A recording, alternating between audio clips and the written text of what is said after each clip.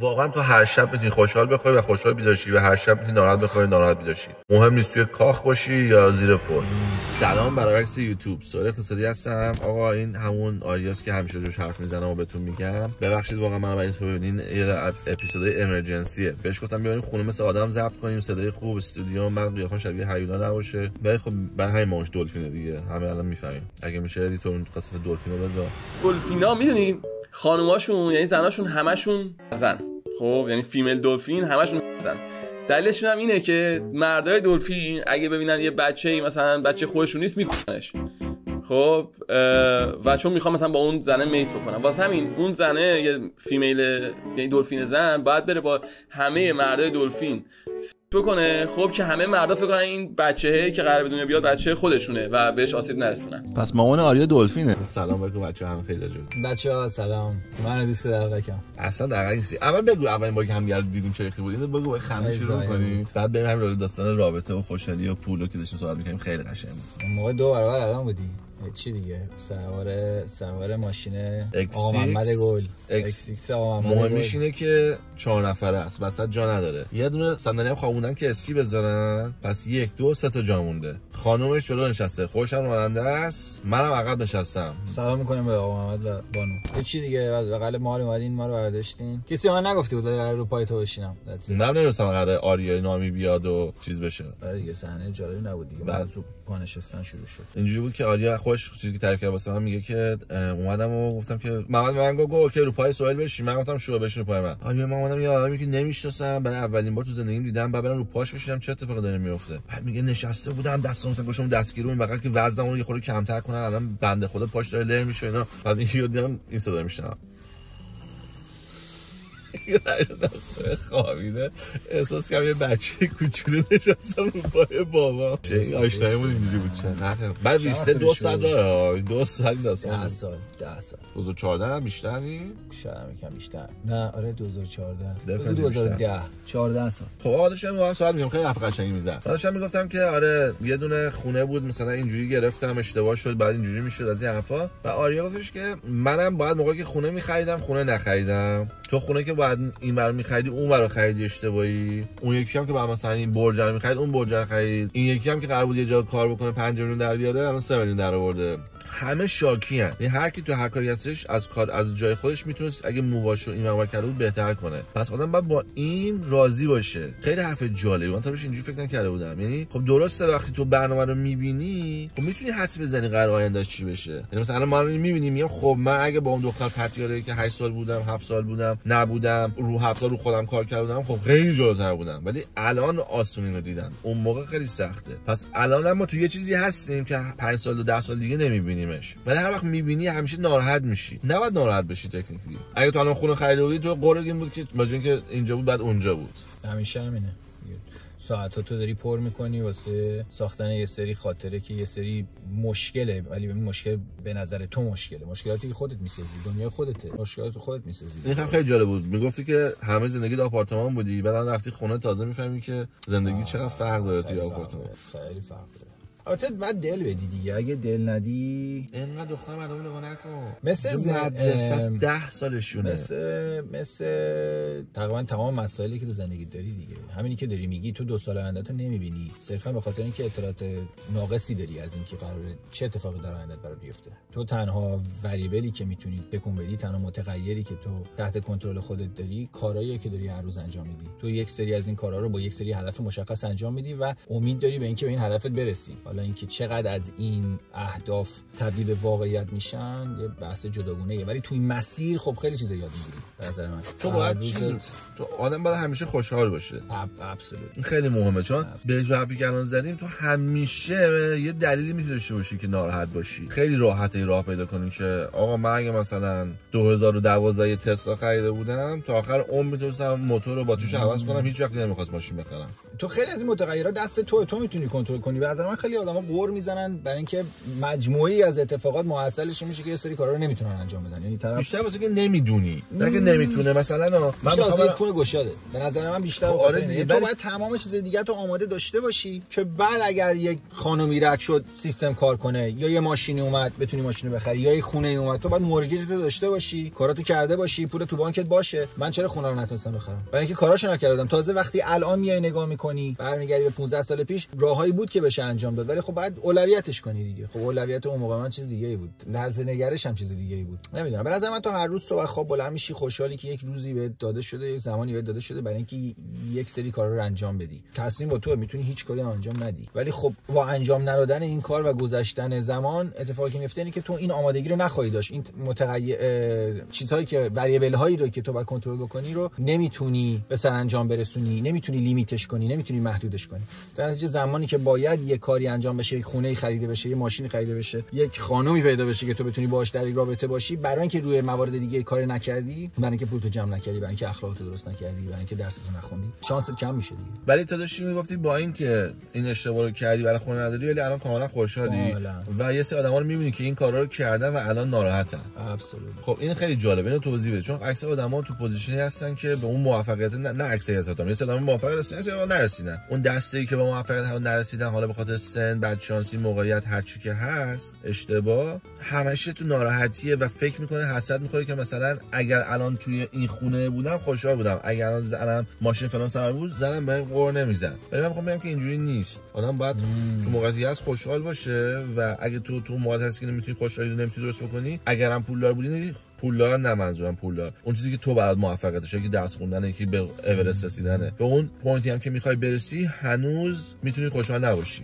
از خوشحالی رو یاد گرفتن خیلی راحته، چون پولو خیلی سخت در بیاری. چون همه دارن دنبالش میدونن. خوشحالی رو تو چیزی که خودت میتونی درستش کنی، هر کسی. پس تو اگه نمیتونی خوشحالی واسه خودت درست کنی، احتمالاً نتونی شدن پولم درست بکنی، چون تو خوشحالی خیلی راحت تر برای خودت درست کنی. چون من خودم مثلا شده رفتم مسافرت، یه جا وارد شدم، یه خونه‌ای که مثلا در به داغون بود، اصلا یه داستان واقعی برات میگم. رفتیم کیش با یکی از دوستام، اینا الکی واسه ما چوسی اومدن که آره ما خونه داریم تو کیش و اینا، ویلا داریم روی آب، یعنی توی بیچ و این حرفا، بیایم بریم ویلای ما. منم با مامانم گفتم، مامانم با این مامان دوستم رفیق بود، گفت اوکی من میام هستم بریم 4 نفری. مامانش گفت اگه مامان من بیاد میبرتمون. من به اینا گفتم آقا بلاشیم رفتیم، نگو اینا بابا بزرگشون وکیل این یارو بوده، این به بابا بزرگی حال میداده، بابا بزرگ تو این پروسس مرده، این اصلا تو خوشم نیست، اینا الان کنن، میگه بابا نه بابا برو ما رو میفرسته خونه سرایدارش.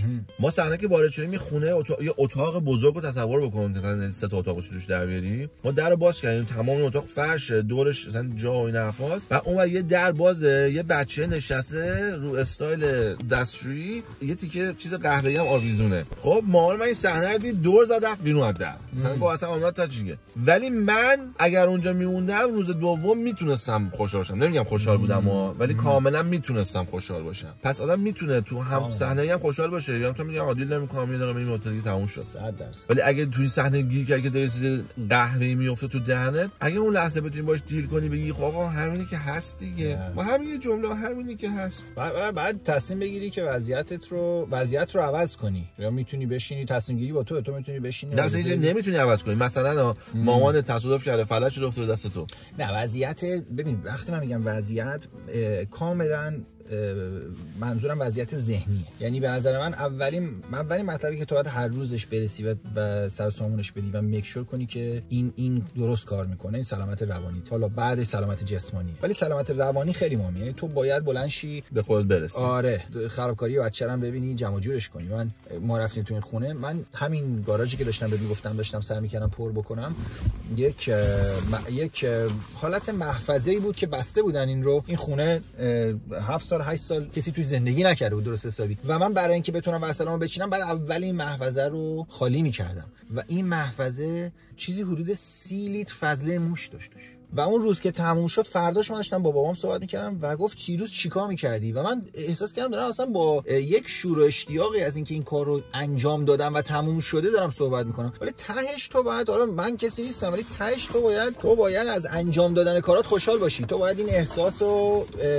این احساس تغییر رو ببین.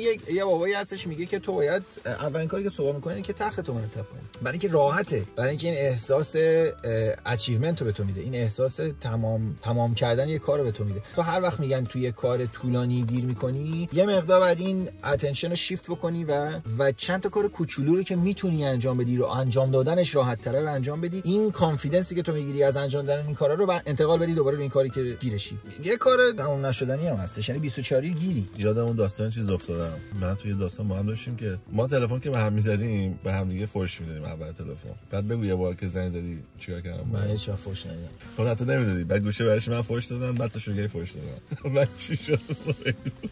تعریف کن. بچه عاشق خاطره ها. بعد دهن کسی که بشنوه چون یه سری کامنت داریم که بابا این میسازه. داستان یادم نمیاد.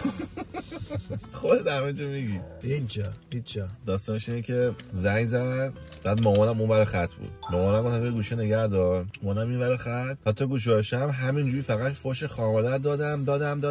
بعد سفر بردم فقط دکمه کنفرانس زدم. دکمه کنفرانس که زدم خفه شدم. اینم اون لحظه همون یه نفس کشید، شروع کرد فوش دادن. بعدش فوش می‌زد. گفتم مامان ببین چه جوری راجع به تو حرف میزنه. فقط گوشو قطع کرد. اونم مامانم تو ماشین بود، نه؟ باعث نه مامانم کنفرانس. آره خدا رو شکر جنبه مامان بود بالاست ولی سه چهار من آتیش می‌زدم. ببین برگردیم رو همین صحبتی که داشتیم می‌کردیم. مثلا تو همین استمرار تو کارت نگاه کن. خب مثلا من با عنوان آدمی که از اول میدونستم تو قراره چیکار بکنی و تعداد فالووراتو از روز اول میدونستم و حالا 2 سال هم از ندیدمت ولی به خودتم گفتم که تو برنامه‌هات میبینمت و احساس میکنم که هر روز دارم میبینمت.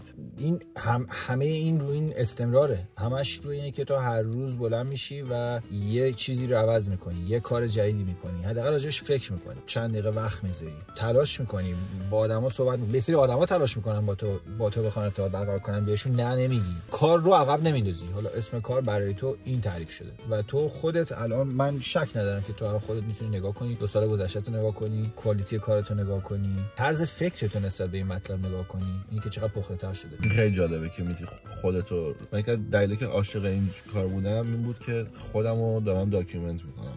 داشتم میتونم ببینم دارم پیر میشم. دلیل خوبی براش پیدا کردی. ولی استمرارشه که به اینجا میرسونت دیگه. من خیلی روی این مسئله فکر میکنم برای اینکه من تقریبا این زبان یاد گرفتم. همش رو استمرار. من چیزی بوده 3 سال پیش برنامه‌ام این شد که روی 2-3 تا چیزو گیر بدم و هر روز انجام بدم و سلام همیشه اینا نگم. بذار بگم من که باش بودم مثلا یهو شگم میخوام والیبال بازی کنم. در این لول نه که مثلا ما والیبال بازی میکنیم یهو میخوام والیبال شم. الان مربی داور تو مسابقاته.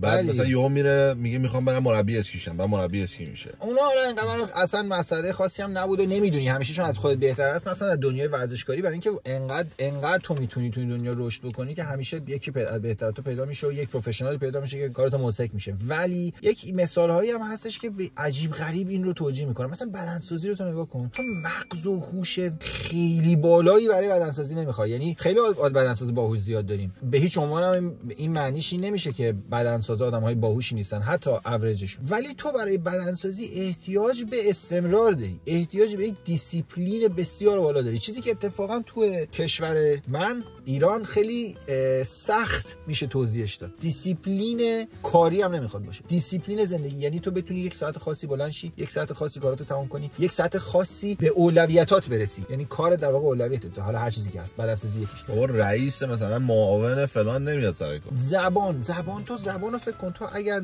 زبان رو به همون شکل هم یادت میره. جالبه مثل بدنسازی که به همون شکل مایچه یعنی نه که یادت بره ولی مایچه کوچیک میشه. زبان همه بلدن زبان صحبت کنن. یکی از سخت‌ترین چیزام هست. تنها من خودم بعد 3 سال دارم فکر می‌کنم یک به چند دلیل میتونی، یا به 2 دلیل در واقع میتونی یاد بگیری. یکی اجباره، یعنی تو بچه‌ای به دنیا میای صامتی، نمیتونی حرف بزنی، احتیاج داری که زبان رو یاد بگیری. زبان رو 90% آدم‌ها یاد میگیرن. مورد دوم یک مسئله خیلی بنیادینیه که در زندگی اتفاق میفته. به طور مثال مهاجرت می‌کنی یا چه می‌دونم عاشق میشی با یک شخص دیگه‌ای و مجبور میشی که یاد بگیری، یا یک فرهنگ جدیدی رو بهش علاقه زیادی داری و میافتی توش. حالا به ندرت هم میشه یه سری آدمایی هستن شاخه زبان رو برمی‌دارن، ولی در تمام اینها این استمراره که تو زبان رو باعث میشه بتونی زبان دومت، سومت و اولت یاد بگیری. حالا اولی یه مقدار صحبت کردن راجعش عجیب غریبه چون همه بلدن صحبت کنن، ولی اگر بشینی پشتش نگاه کنی میبینی رو اجباره. یعنی هیچکی این حالت اتفاق نمیفته که حالا بشینم فکر کنم میخوام اینو یاد بگیرم یا نه. در مورد زبان اوله بازم اونم استمراره، یعنی انقدر میشنوی که یاد میگیری.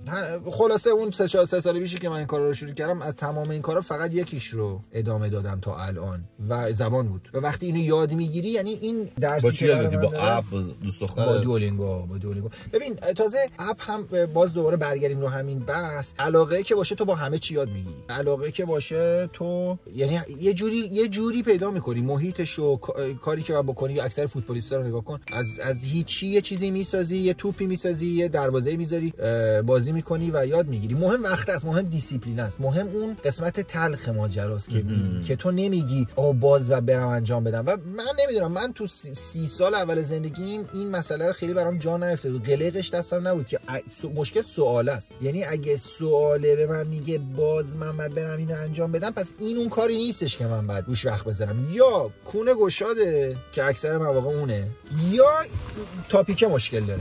من خیلی کلا همه خانواده تو ماده‌هاشون رو دوست دارم. اصلا نمی‌کنم خیلی. واسه این راحت حرف بزن، هیچ چیزی ازت من که سیستم اینجا رو خوب میدونم. من منتظر اینو بذاری سود کنم، قیمت خونتم که میدونم، خونتم از زیر پات میکشم بیرون همینجوری.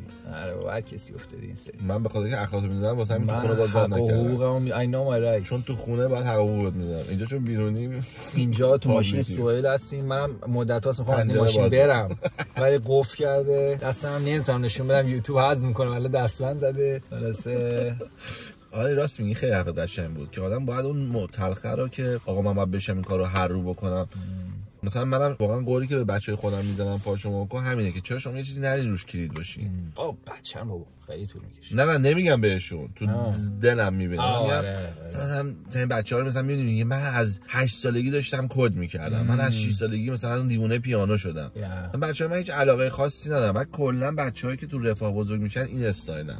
من خیلی خواستم اینو بشکنم چون همیشه خب بچه‌های با رفاه دور برم دیدم همه مثلا ایراد دارن. گفتم من میبینم ایراد از چی درست میشه، این کارا رو حذف میکنم. ولی مثل اینکه منشأتش پوله. مثلا من پیروز پاشا جاب کردم تو مدرسه، بچه مثلا 10 تا بچه، شاید بیشتر 15 تا بچه من دور ماشین جمع شدن، سرشون کردن تو ماشین نگاه کردن، یه کار سو کول I wish we had this همینجوری. خب بچه دوست تو بچه بودی مثلا نبود. گوش پاشا من خونه گفت بابا 3 تا دوست جدید پیدا کردم. of course گفت some people came and they wanted just to be my friend. گفتم be careful of those people. تو بچه بودی مدرسه میرفتی، مطلب ماشین برات خیلی چیز نبود؟ چرا همه چی میومد، باباش میومد، کفش باباش بود، میگفتیم بریم باش رفیق بشیم. بابا هوندا سیویک، من دبستان درس خوندم، هوندا سیویک، همسایه من هوندا سیویک داشت، تو مسافرت بابای من گفته یه استارت بزن یه دوری بزن. اصلا با هوندا من تو یه هفته فکر می‌کردم نازمم. خدایی هوندا سیویک بریم سر کلاس. نبود بابا، هوندا نبود، آبی نبود، سفید. آره من عاشق هوندا سیویک بودم. اوکی اجازه بگی بعد ناز کن. سگ ما اینجوری باشه. میرم میپرسم یه کانال پت یور داگ، بعد اجازه میگم ولی بعدش که یه ضرب میره واسه صورت کله اینجوری میره. آره هرچی بهش میگم که بدن رو برو سگ میترسه و مدل ریاکشن بده، اصلا گوش نمیده هیچ. ولی سگم پیره، حواسش جمعه، ولی دیگه داره صاحبش نگاه میکنه، یعنی که صاحبم میگه بابا من هستم، دستش هم گشته ما که نچرخی گاز بگیره. من چون درد این صاحبو میفهمم. خب سگم که ناز کردی دیگه کیو باید ناز کنی؟ گفتی مرسی thank you. بابا جونه دیدی چی بسکتبال اوزن؟ بله دیدم. نه خواهش کن نخواد تو ماشینم مونده خراب شده. چند شد بازی؟ بشین کربن لطفا بچه‌ها. رفت تو منم اول بندم من اینجوری بودم پوم من اینجوری تویدم اونم عقب دختم توی هوا. تو امتیازی؟ خورد به تخته پشت یا اینکه صاف رفت تو؟ نه اینجوری بوده زدم بندم رفته چیز خودت. خب پس خورد به چوب بعد افتاد توی دو. نایس. بیا بالا. یه های فایو. مامان شما لذت بردی؟ خوب بود؟ بله. گفتی مرسی بابا که گذاشتی من برم پارک. بله. اون پارک اونوریه فرقش با این پارک اینوریه چیه ماماکو؟ اونجا برای بیبی، اون برای بزرگا. این برای بزرگاست؟ این برای بزرگا. اون برای بیبیاست. اینو داره میگه این زرده رو میبینی؟ آیسی. ولی اول که رفتی دویدی رفتی اونجا چه خبره؟ اون ته. اون تو فقط بسکتبال. بسکتبال که اینجاست که. برای بچه‌ها یه 5 دقیقه آخرش چیز شد ولی قطع شد دیگه. خلاصه داستان فقط بگو خدافظی کن که بریم. بعد دوستان اومدی گفتن که داستان کوتاهه. داستان که طولانیه، عمر کوتاهه. خدایی. داستان اینه که آجی بعد توپ بری جلو. داستان اینه صبح بلند شی، 10 بدی به خودت، تختتو جمع کنی. بری جلو از پوینت همینجوری بکنی بری جلو و سعی کنی تو هر موقعیتی هستی که خوشحال باشی. یه نفر هستش خوشو میکشه فقط بتونه ببخشید نونشو بخوره گوشه نباشه، یکی اصلا هستش داره مثلا هواپیما میفروشه. جفتشون میتونن خوشحال باشن، جفتشون میتونن ناراحت باشن. چویس خوشحالی دست انسانه. چی دیگه دنیا بهت میده؟ شانس و پشت کارته. تو بدبختیات میتونی واقعا تو بدبختیات میتونی خوشحال باشی. تو دیدی خدا وکیلی من از همه تو بدبختیام بعضی موقع چیزا میگم فکر تو بعد عوض کنی. واقعا تو بدبختی واقعا میشه خوشحال، با هیچی میشه خوشحال. حالا من دقیقاً برعکسشم ولی حداقل خوشحالم، یعنی نه با همه چی نه به خاطر همه چی، ولی به خاطر کارهای کوچولویی که باشون سعی میکنم روزمو شروع کنم و با انجام دادنشون. گاهی وقتا هم شاید خودت خسته نمیشی انقدر همیشه بیزی کلاس این کلاس گاهی وقتا خودتو خستم نمیکنه که گاهی وقتا خودتو کوئسچن کنی، گاهی وقتا شاید خودت یه مقداری تو این دو به شک شی که چی، ولی که چیه به نظرم سوال غلطیه. که چیه جوابی براش نیست. که چی که باید بری مدرک فلسفه‌تو بگیری بشه توضیح داد که چی. ولی خب توی اون فرآیند ساعت‌ها میگذره، روزها میگذره، ماه‌ها میگذره و تو تکون نخوری. چیزی که مشخصه اینه که وقتی تو تکون می‌خوری بالاخره یه جایی یه فرجی میشه. حالا اسمشو بذار توکل، اسمشو بذار انجام شدن کار، اسمشو بذار پشت کار، اسمشو بذار هر چی. ولی اگه تکون نخوری 100% یعنی چیزی هم بشه شانسی بوده. با مخ می‌خوری زن. مثلا لاتاری هم ببری که میگن 95% هم کلاس میبرن بعد از 5 سال جای بدتری هستن. البته ما داریم راجع به 90% جامعه صحبت می‌کنیم. یه 10% هم هستن که بحثشون جدا. زندگی رو نمیشه گفت چه جوری باید کرد، ولی باید خوشحال بود، باید خوشحال زندگی. واقعا تو هر شب میتونی خوشحال بخوای و خوشحال بیدار شی و هر شب میتونی ناراحت بخوای و ناراحت بیدار شی. مهم نیست توی کاخ باشی یا زیر پل. واقعا دست خدا آدمه. یعنی منم به چشم واقعا بالای 100 تا آدم دیدم که نظر مالی بابا بزرگش عالی بوده. میفهمی چی میگم؟ یعنی بابای گند زده اینا دیگه فقط پولدارن. گندی هم توشون نیست ولی هنوز خوشحال نیست. یارو میبینی خونش بنتلی و لامبو پارکه ولی خوشحال نیست. اصلا پول به نظر من از یک اکستریمی که رد میشه عامل بدبختی میشه. یعنی اصلا برای اینکه کانکشنات با دوستات از بین میره، نمیتونی جامعه رو نمیفهمی، مشکلاتی که برای جامعه میدل کلاس دیزاین شده رو تو نمیفهمی. درآمد دستگاهی بیشتری میخری زودتر خراب میشن، خونه بزرگتری میخری مشکلات بیشتری رو میبینی، ظرفیتت پر میشه. یه لوله بخواد خونه عوض کنی مثلا خونه بزرگ مثلا من نصف خونه رو بکنم سنگ از ایتالیا اصلا مشکلاتی که قبلا تعریف نشده بود در زندگیت وجود نداشت. من تا زمانی که تو آپارتمان بودم برگ اصلا جمع کردن برگ برای من مطلبی نبود که بخوام راجعش فکر کنم. من در طی این پای چیزی حدود 3000 لیتر برگ جمع کردم. من شنبه صبح وقتی کامیون میومدش پشت خونم برگای خونم و هفته صبح ببره زیر ملافه احساس خوشحالی میکردم که بعد خودم خندم میگرفت که من دارم از چی خوشحال میشم. اینا من داشتم صبح وقتی صدای سطلتو جمع کردی آشغالات گوشتی بیرون نه بگی وای آشغالا مونده تو. خب بعد اینا رو بگیریم مثل بندباز بری جلو دیگه. النا آشغالا رو میبر باور میکنی؟ بابا تو که زن این خونه ای، تو که من میدونم عروس این خونه ای، منم که دعوت نکردی. به خدا آقا من کسی دیگه یادم میره. من چه دوستی هستم واسه تو که عروسی دعوت نشدم. ما خاندان ما عروسی گرفتیم. اینجا وایسادیم کووید هم بود. خانم اومد اینجا گفت بنده وکیلم گفتیم بله رفت. یه دونه صداش یه دونه توالت هم از هوم دیپو خریده بودیم از کاسکو. جعبش اینجا بود که لوله کش میاد ببره بالا، خیلی سنگین بود. بعد اون خانم وسطاشو گذاشت این و منم اونور بودیم. یعنی من بودم و النا من با لباس گرمکن بودم، النا لباس گرمکن، خانمم با لباس خوش اومد و شلوار جین، مام با کت شلوار کراوات وایساده بودن. مامانم آرایش ماشه شینیون کرده بود. مامانم میگه خاک بر سرم نگاه کن پسر ایرج اقتصادی. من فکر نمی‌کنم آره من که دعوت نشدم. من شما عروسی شما رو نخوردم واسه من فکر می‌کنم که عروسی نکردین. واسه همین اگه دوستات میدونم رضا فرشته خیلی النا ببین رضا کسافت من از الان چراغ سبز میدم. از نظر من مشکلی نداره دیگه. اینا میبینید دوست آقا میگم دوست ویدیویی که دوست چیز آشغالیه رو الان میفهمین. برید نگاه کنین تا بفهمید. دمتون گرم بچه‌ها. امیدوارم که این آریانا هم حال کنید. دمتون گرم بالاخره به زور اومدی توی ویدیو با صدای با تصویر خوبه. صدای خوب نمیاد. من حتی ریشه‌مو نزدم، کاش ریشه‌مو داده بودم. بچه‌ها دمتون گرم. این خیلی دوستم. این حرف آریا خیلی جالب بود و خیلی دیپ بود. من خیلی فکرم که این میتونه چند نفر آدم از این باعث شه تو زندگیشون خوشحال‌تر بشن و موفق‌تر. و من هیچی بیشتر از این خوشحالم نمی‌کنه که موفقیت شما رو ببینم. دمتون گرم. چاکس.